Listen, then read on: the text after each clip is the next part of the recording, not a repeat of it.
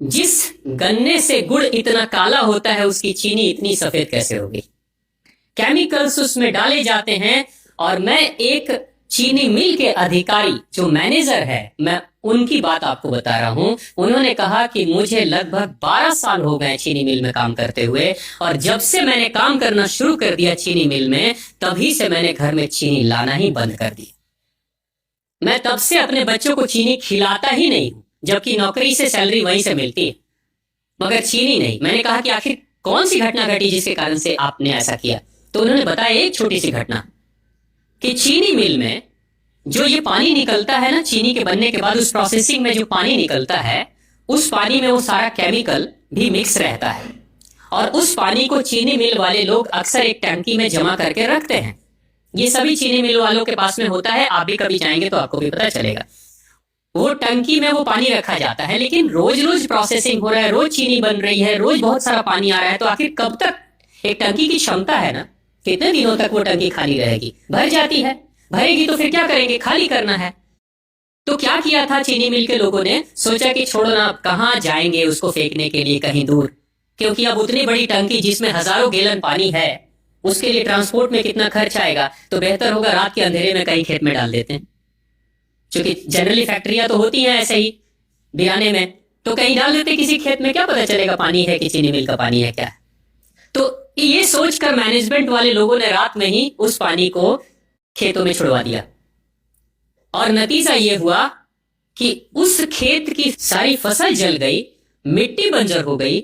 और जब किसान पता करने लगा कि आखिर क्या हुआ मेरे खेत में, जब चेकअप कराया वो मिट्टी का, तो पता चला कि इसमें तो चीनी मिल का जो वेस्ट मटेरियल है वो डाला गया है।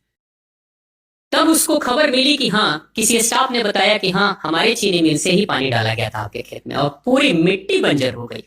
उसने केस कर दिया और चीनी मिल वाले को मुआवजा देना पड़ा लाखों रुपए। तभी से वो स्टाफ कहते हैं कि जो मिट्टी को बंजर कर दे वो इंसान के शरीर में जाए तो क्या करेगी। उसी के बाद से मैंने अपने घर में चीनी लाना बंद कर दिया। और सच्चाई है, लगभग अगर आप देखेंगे तो अंग्रेजों के आने के समय अंग्रेज पहला चीनी मिल इन्होंने भारत में ही लगाया था। पहला चीनी मिल भारत में ही अंग्रेजों का लगा, और अंग्रेजों ने चीनी की शुरुआत की। भारत के लोग गुड़ खाते थे, चीनी नहीं खाते थे, उन्होंने बहिष्कार किया, बिल्कुल नहीं। लेकिन चीनी और चाय पत्ती दोनों के लिए लोगों को तैयार किया गया था। चाय पिला पिला कर फ्री में चीनी के लिए तैयार किया गया, और चाय के लिए भी तैयार किया गया। अंग्रेज ने जब से ये शुरू किया है, और पिछले 50 वर्षों से हमारे समाज में चीनी खाने का प्रचलन बहुत तेजी से बढ़ा है, और उसी समय से भारत के लोगों के बच्चों के शरीर में कैल्शियम की कमी होनी शुरू हो गई है। अगर कोई माँ, अगर कोई बहन जो गर्भवती हो, गर्भकाल के दौरान अगर चीनी का सेवन अगर कोई बहन कर रही हो, तो चांसेस ज्यादा होते हैं गर्भपात होने के। कोई माँ अगर बच्चे के जन्म से पहले 1 साल पहले से ही चीनी छोड़ दे और सामान्य भोजन करे, अपना ही दूध बच्चे को पिलाए, और कम से कम 5 साल तक बच्चे को चीनी ना खिलाए, खुद को चीनी ना खिलाए, उस बच्चे को कभी भी ऑस्टियोपोरोसिस की समस्या नहीं हो सकती। कैल्शियम की कमी उसके शरीर में कभी नहीं होगी। चीनी जब जाती है आपके शरीर में, तो बाहर जब निकलती है तो अकेले नहीं निकलती, कैल्शियम लेकर निकलती है। चीनी कैल्शियम लेकर निकलती है, हड्डियों को गलाकर निकलती है। और जिसके शरीर में कैल्शियम की कमी हो जाती है, उसके शरीर में मैग्नीशियम, पोटेशियम, आयरन सबकी कमी हो जाती है।